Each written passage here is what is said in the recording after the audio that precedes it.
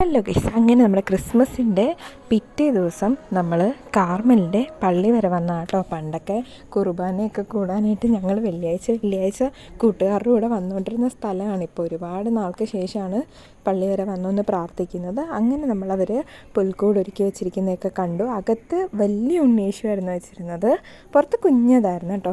ഞാൻ നിങ്ങൾക്ക് പുറത്തുള്ളതൊക്കെ കാണിച്ചിട്ട്. അപ്പോൾ ഇതാണ് നമ്മുടെ സ്കൂള്. ഏതാണ്ട് 12 വർഷം നമ്മൾ നമ്മുടെ ആ ഒരു വീടിനേക്കാൾ കൂടുതൽ വന്നുകൊണ്ടിരുന്ന സ്ഥലം, അല്ലെങ്കിൽ വീടിനേക്കാൾ കൂടുതൽ നമ്മൾ ഇടപെട്ടുകൊണ്ടിരുന്ന സ്ഥലവും ആളുകളും ഒക്കെ ഇവിടെ ആയിരുന്നു കേട്ടോ. ഞങ്ങൾ പഠിച്ചു തുടങ്ങിയപ്പോൾ ഇതല്ലായിരുന്നു പള്ളിമേട, വേറെ ഒരു ഇതായിരുന്നു. ഗേറ്റിൽ നിന്ന് കയറി വരുന്നിടത്തായിരുന്നു. പിന്നെ അത് പൊളിച്ചിട്ടൊക്കെ നേരെ മാറ്റി വെച്ചതാണ്.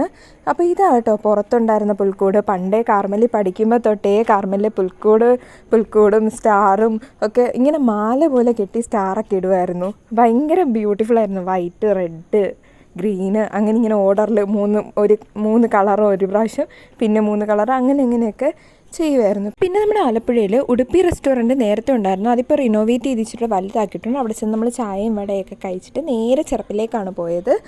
2-3 ദിവസം പോയെങ്കിലും റൈഡ്സിലൊന്നും കയറിയില്ല കേട്ടോ. എനിക്കങ്ങനെ കയറാൻ പറ്റിയ റൈഡ്സൊന്നും ഞാൻ കണ്ടില്ല എന്നുള്ളതാണ് സത്യം. ഇത് കയറിയിരുന്ന ഓരോരുത്തർ കൂവുന്നതൊക്കെ കണ്ടിട്ട് പേടിയായിരുന്നു ഗീസ്. പിന്നെ വലിയ ക്യൂ ആയിരുന്നു, നമുക്കങ്ങനെ കയറണമെന്നൊന്നും തോന്നത്തില്ലായിരുന്നു, അതുപോലെ ക്യൂ ആയിരുന്നു. കണ്ടോ, നിങ്ങൾക്ക് കാണുമ്പോൾ തന്നെ അറിയാം, ഇഷ്ടം പോലെ ജനമായിരുന്നു. എന്താ ഈ പാവകൾക്കെല്ലാം 100 രൂപയാണ് കേട്ടോ, ഏതെടുത്താലും 100 രൂപ.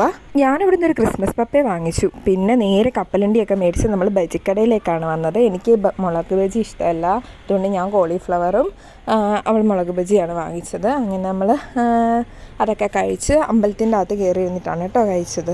പിന്നെ ഒരു കാര്യം പറയാൻ വിട്ടുപോയി, കഴിഞ്ഞ ദിവസം ബജി മേടിച്ചിട്ട് ഇഷ്ടപ്പെട്ടില്ലായിരുന്നു ഗൈസ്. ബജിയില്ല, കോളിഫ്ലവർ, കാരണം വെന്തിട്ടൊന്നുമില്ലായിരുന്നു. അപ്പോൾ ഇവർ നല്ല ഫ്രഷ് ആയിട്ട് നമുക്ക് അവിടെ വെച്ച് തന്നെ ഉണ്ടാക്കി തരുമായിരുന്നു. അത് കാരണം ഇത് കഴിച്ചിട്ട് വലിയ കുഴപ്പമൊന്നും തോന്നിയില്ലായിരുന്നു കേട്ടോ. അപ്പോൾ ഇത്രയേ ഉള്ളൂ നമ്മുടെ വീഡിയോയ്ക്കകത്ത്. ടാറ്റാ ബൈ ബൈ, സീ യു.